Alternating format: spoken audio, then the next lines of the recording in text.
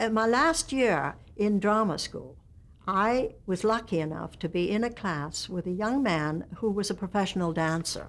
His name was Arthur Bourbon, and he danced with a partner, and they would do ballroom dancing together all around New York. And he wanted to be an actor, so he enrolled in the school. And they were always happy to have guys because they never could get enough boys, you know. So they would often give scholarships to boys, not to girls, because they all had to pay, except for me. I was very lucky.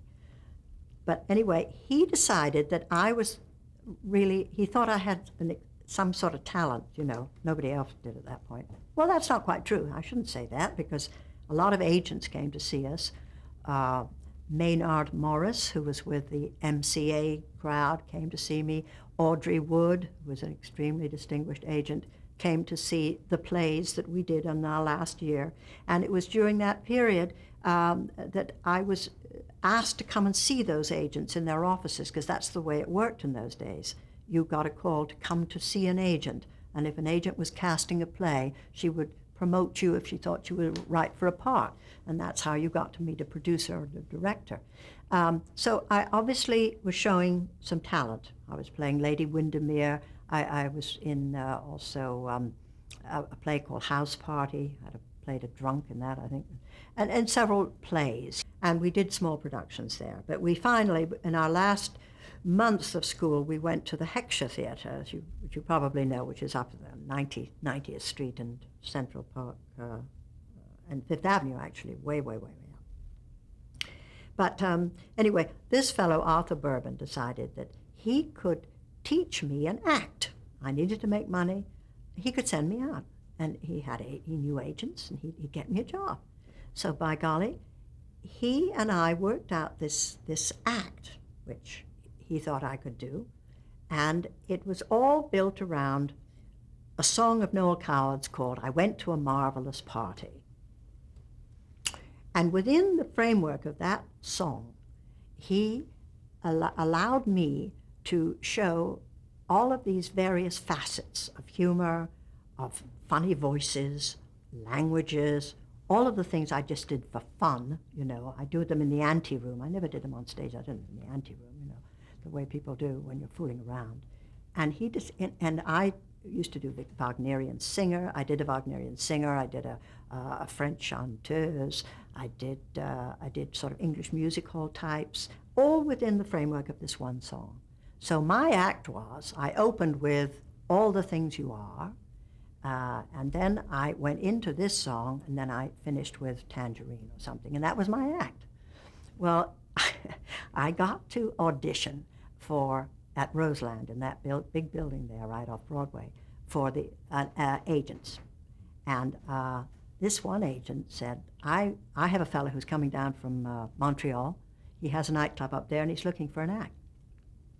Will you come back and do it for him? Well, yes, I did.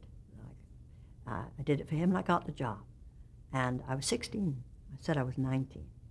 And it was going to take place in, I think it was in June. I would go up to Montreal and for 3 weeks, and I was going to be paid $60 a week, which was a fortune.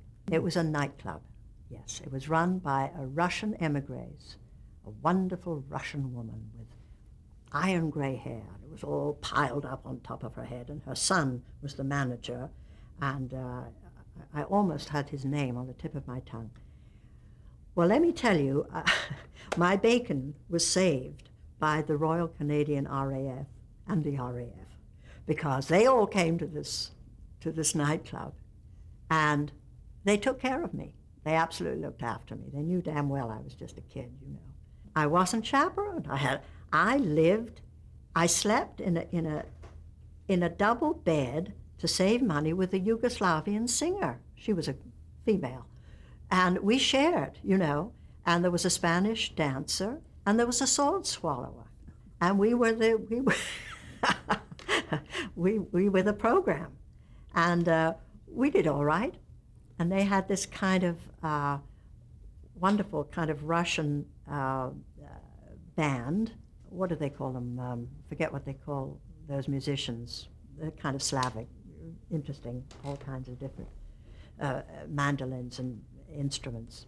And they played my music. And when I turned up on the first day to go run through my act, they said, well, where's your orchestrations? You know, I had the sense to say, what are you talking about orchestra? I don't have orchestrations. I just have a piano, you know. I don't want to have an orchestra drowning me out, you know. Something said to me I must cover for the fact that I didn't have orchestrations. I could have orchestrations. I didn't have 2 cents. So anyway, I did it with a piano. And the orchestra, finally, I got to know them all. And then they all joined in, and then they accompanied me. They just, you know, they kind of did their own accompaniment to the piano.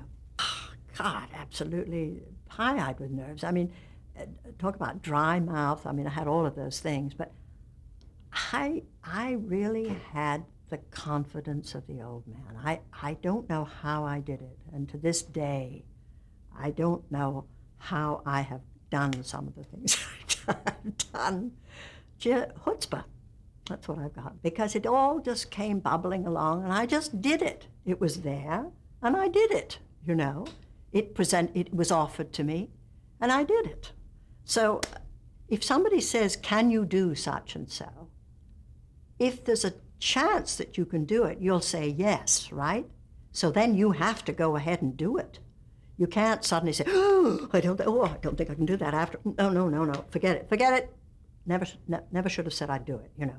But that never occurred to me, I must say, because I always felt that I was at the beginning of a long journey, you know, and I was going to do it. I didn't think I was very good, but at least I knew the material that I was doing was okay. I know I didn't do it well, but I got out there and just sort of did it with this curious kind of chutzpah.